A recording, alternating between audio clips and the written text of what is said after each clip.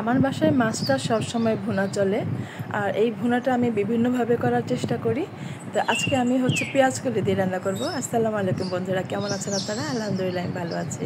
দেশের যেখান থেকে দেখছেন সবাইকে অনেক অনেক ভালোবাসা দিয়ে আজকে মূল রান্নায় চলে যাচ্ছি। আজকে আমি কাতল মাছ রান্না করব, সেটা হলো পেঁয়াজ কলি দিয়ে। মনে চাইলো পেঁয়াজ কলি দিয়ে খাই, বছরে একবার আমি এরকম করি, কিন্তু ফ্রিজের মধ্যে আমার পেঁয়াজ কলি ছিল, চিন্তা করলাম রান্না করি। অফ টাইমে অফ সিজনে ভালো লাগবে এটা মনে করে শুরু করলাম। এখানে আমি কাতল মাছটাকে ভালো করে ধুয়ে পানিতে ভিজিয়ে রেখেছিলাম কিছুক্ষণ। বাজারের মাছগুলো তাই ভালো মাছ, যার থেকে আনি তার মাছগুলো সবসময় ভালো, সে ভালো মাছ দেওয়ার চেষ্টা করে। আমি একজনের কাছ থেকে মাছ কিনি। এখানে হলুদ মরিচ দিয়ে এটাকে আমি মাখিয়ে নিব, লবণ দিয়ে মাখিয়ে একটু রেখে দেবো। আপনারা দেখবেন যে মাছ যখনই রান্না করবেন, আমি এটা আরেকবারও বলেছিলাম যে মাছ আপনারা যদি 1 ঘন্টা 2 ঘন্টা রেখে দেন ম্যারিনেট করে, সেটার টেস্ট কিন্তু অনেক বেশি গুণে বেড়ে যায়। তো আপনারা চেষ্টা করবেন যখনই মাছ রান্না করেন অন্যান্য কাজগুলো সারার আগে মাছটাকে রেখে দেবেন কতক্ষণ, এর মধ্যে অন্য কাজগুলো সেরে নেবেন। দেখবেন মাছটা অনেক বেশি মজা লাগবে। মাছের মজাই হচ্ছে মশলার মধ্যে। আর যদি সেই মশলাটা মেখে রেখে দেওয়া হয় তাহলে তো কথাই নেই। খেয়ে দেখবেন এইভাবে। আমরা তো হুটহাট করে মশলা দিয়ে রান্না করে ফেলি, কিন্তু আমি বলবো যে প্লিজ একটু 1 ঘন্টা 1.5 ঘন্টার মতো রেখে দিবেন মশলা মেখে। তখন দেখবেন যে এটা যদি মুচমুচে ভাজা করেও খান, দেখবেন এটার টেস্ট 1000 গুণে বেড়ে যায়। যারা রান্না করেন, যারা জানেন তারা জানেন, যারা জানেন না তাদের জন্য এই টিপসটা। তো আমি মাছ, আর আমার বাসায় মূলত মাছ আমার বাবুটা একটু বেশি ভাজাই পছন্দ করে। আমি যখনই রান্না করি ভালো করে ভেজে রান্না করার চেষ্টা করি। ভাজা মাছ আসলে রান্না করতে ভালো লাগে। কাঁচা মাছ অনেকে খান দেখি আমি, কিন্তু আমার বাচ্চাটা খেতে চায় না, সেজন্য আমি ওইভাবে রান্না করি না, একটু ভেজে নিয়ে তারপরে রান্না করি। এবং একটু বলতে কি, আমি ভালো করেই ভাজবো, আপনারা দেখতে থাকেন। একটু মুচমুচে করে ভাজলে, রান্না করলে সেই রান্নাটাও কিন্তু সুন্দর হয়। কাঁচা মাছ একবার রান্না করেছিলাম, আমার বাবু বলে ঠিক আছে তুমি খাও। তারপর থেকে আমার শিক্ষা হয়ে গেছে আমি আর মাছ না ভেজে রান্না করি না। এবং মাঝখানে মাছ যখন ভাজি, আমি একটা লাল করে মাঝখানে ভাজি, সেটা আবার ওকে প্রথমে দিয়ে দিই, এই যে না তুমি ভাজা মাছ পছন্দ করে একটা খাও। তো যাই হোক বন্ধুরা, আমার আসলে আমি চেষ্টা করি আপনাদেরকে যতটুকু মন খুলে বলার জন্য, যেটা করি সেটাই বলি। একটা রান্না যদি কেউ দেখে, যদি কেউ কিছু করতে চান সেটা দেখে, সেটা যেন পরিপূর্ণভাবে করতে পারেন, হ্যাঁ, ফুলফিল করতে পারেন। আমি সেই জন্যই পুরোটা ভালো করে বলার চেষ্টা করি। এই মাছটা কিন্তু মিডিয়াম আঁচে রান্না করবেন না কখনো, তাহলে মাছটা সময় লাগবে ভাজতে, লালচে হবে না। আর আঁচ বাড়িয়ে দিয়েই রান্না করছি, আমি ফুল আঁচে রান্না করছি, দ্রুত ভাজা হয়ে যাক। কারণ এটা আবার আমি রান্না করব পেঁয়াজ কলি দিয়ে রান্না করব যেহেতু, কিন্তু এটাকে আমি ফুল আঁচে। আর তেল কিন্তু দেখেন আমি বাড়িয়ে দেইনি, তেল আমি একেবারেই কম দিয়েছি, কারণ এটা একটা কালার আসবে সেজন্য। বেশি তেল দিলে কিন্তু মাছের মধ্যে কালার আসতে অনেক সময় লাগে। অল্প করে দিবেন, লাগলে আবার তেল দিবেন, সমস্যা নেই, কিন্তু বেশি তেল একবারে দিতে যাবেন না, ওতে করে কিন্তু মাছের কালার অনেক সময় লাগে আসতে, লালচে লালচে ভাবটা আসে না। এই জন্য আমি তেলটা কমিয়ে দিয়েছি লালচে ভাব আনার জন্য। আর চুলার ফ্লেমটাও কিন্তু আমার হাই হিটে আছে।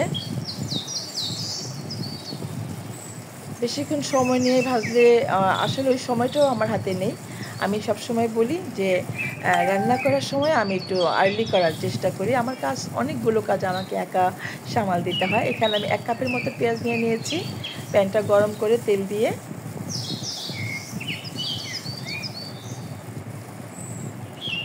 তেলটাকে একটু ভালো করে ভেজে নিয়ে তারপরে আমি পেঁয়াজ কলিটা দেবো, মশলা দিব। মোটামুটি গোল্ডেন কালার হয়ে গেছে। যেহেতু এটা রান্না করব, অতটা একটা ভাজার দরকার নেই। এটা পানি দিলে এমনি নরম হয়ে যাবে, পেঁয়াজগুলো সফট হয়ে যাবে। আমি একটু লবণ দিয়ে দিলাম। আমি কিন্তু সবসময় পেঁয়াজ ভাজার সময় একটু লবণটা আগে দেওয়ার চেষ্টা করি।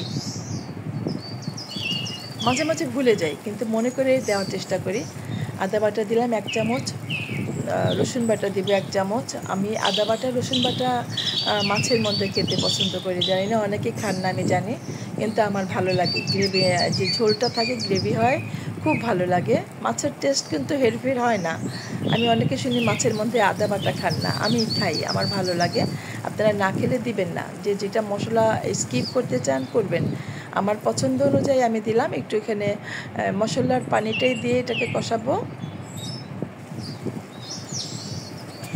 এই পেঁয়াজ মরিচ দিয়ে যে রান্নাগুলো, এই যে শুধু পেঁয়াজ দিয়ে যে ভুনাগুলো হয়, এগুলোর মধ্যে একটু মরিচ বেশি দিলেই ভালো লাগে। আমরা তো ঝাল খাই, সেজন্য কথা বললাম। ঝালটাও নিজের মতো করে দিবেন। এটা ফ্রিজে ছিল পেঁয়াজ কলিটা, এটাকে আমি বাইরে রেখে পানিতে ভিজিয়ে রেখেছিলাম। এমনিতে ফ্রিজের থেকে পেঁয়াজ কলিটা বের করে শুধু শুধু রেখে দিবেন না, তাহলে কালো হয়ে যায়। পানিতে ভিজিয়ে রাখবেন, তাতে করে এটা কালারটা একটু নষ্ট কম হয়, সবুজ সবুজ কালার থাকে। আর যদি এমনিতে রেখে দেন তাহলে দেখবেন যে একটু একটা কালচে ভাব চলে আসবে। এরিয়ার কিন্তু মনে রাখবেন, এটা একটা টিপস দিয়ে দিলাম। যখনই যারা ফ্রিজ থেকে পেঁয়াজ কলি বের করবেন পানিতে ভিজিয়ে রাখবেন, কালারটা যাতে নষ্ট না হয়। দেখেন আমার কালারটা কিন্তু সুন্দর আছে, অল্প করেই দিয়েছি, বেশি দেইনি। এটা একটু ভাজা হয়ে যাওয়ার পরে আমি আরেকটু পানি দিলাম, অল্প একটু পানি দিলাম, অল্প অল্প। এটা ভাজা ভাজা করব, পানি থাকবে না বেশি, একটা তেমন চচ্চড়ির মতো হবে।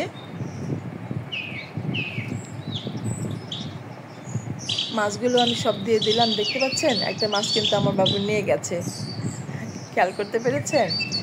তো ভাজা মাছ খেয়ে খুব পছন্দ করে, এটা মনে করি আমি মাছটা ভাজি, একটা লালচে করে ভেজে তাকে দিয়ে দিই। শুধু মাছ খায়, পছন্দ করে। তো আসলে বাচ্চারা তো মাছ খেতেই চায় না। আমি কিন্তু সবসময় মাছ ভাজার যে কড়াইটা থাকে, প্যানটা থাকে, সেটা ধুয়ে একটু পানি দিয়ে দিই। আমি কোনো একটা মুরব্বিদের দেখেছি এটা করতে, আমার মাকে, নানুকে, ইভেন আমি এটা একটা বিদেশি চ্যানেলেও দেখেছি। তখন আমার অবাক লেগেছে যে আমরা বাঙালিরা, আমাদের মা নানিরা যেটা করতো, সেটা একটা বাইরের চ্যানেলও দেখেছি। আমার খুব ভালো লাগলো যে আসলে এটা একটা সুন্দর টিপস, এটা মনে রাখার মতো। যে প্যানে মাছটা ভাজা হয় সেই প্যানটা ধুয়ে পানি দিয়ে দিবেন। এতে মুরব্বিদের কথা যে এই রান্নাটা নাকি অনেক বেশি মজা হয়, এবং আসলেই মজা হয়। আমি কিন্তু বরাবর তাই করে আসি। হয়তো আপনারা দেখেন, ক্যামেরায় দেখেন, আমি কিন্তু এটা স্কিপ করি না। আমি এটা সবাইকে দেখানোর জন্যই বলি যে এটা করে দেখবেন, এটা অনেক মজা হয়, অনেক টেস্টি হয়।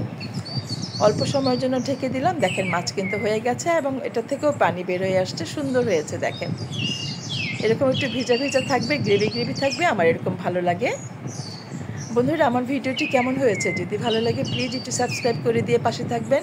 পাশে থাকা বেল আইকনটি প্রেস করে দেবেন, যাতে যখনই নতুন ভিডিওগুলো আপলোড করব সেটার নোটিফিকেশন সবার আগে আপনার কাছে পৌঁছে যায়।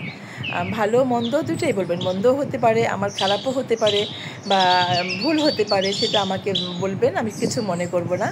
এই যে মাছটা রান্না করছি না, ঝোল কিন্তু কম। আমি ভিতর থেকে একটু করে স্প্যাচুলা দিয়ে নেড়ে নেড়ে দিলাম, যাতে তলানি থেকে লেগে না যায়। অথবা হাঁড়িটা ধরেও দুই পাশ থেকে একটু এরকম করে ঝাঁকানো দিয়ে দিতে পারেন। এতে করে কিন্তু মাছটা নড়ে চড়ে যাবে এবং তলানিতে বসে যাবে না। ফাইনাল এটা কিন্তু আমার হয়ে গেছে। একটু ধনেপাতা, কাঁচামরিচ, এটা তো আমি দেই, আপনারা জানেন। আমার এটা আসলে সবজির মধ্যে, মাছের মধ্যে খুব ভালো লাগে, খুব বেশি ভালো লাগে। আপনারা ভালো না লাগলে দিবেন না, ধনেপাতা কাঁচামরিচটা আমি দিয়ে দিই।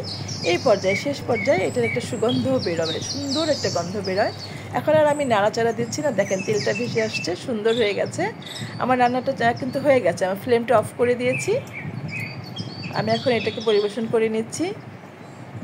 যারা এতক্ষণ ভিডিওটি দেখলেন সবাইকে অনেক অনেক ভালোবাসা দিয়ে আজকের মতো এখানে বিদায় নিচ্ছি। আমি মিনা। দেখা হবে আবার নতুন কোনো রেসিপি নিয়ে। সে পর্যন্ত সবাই ভালো থাকেন। আল্লাহ হাফিজ।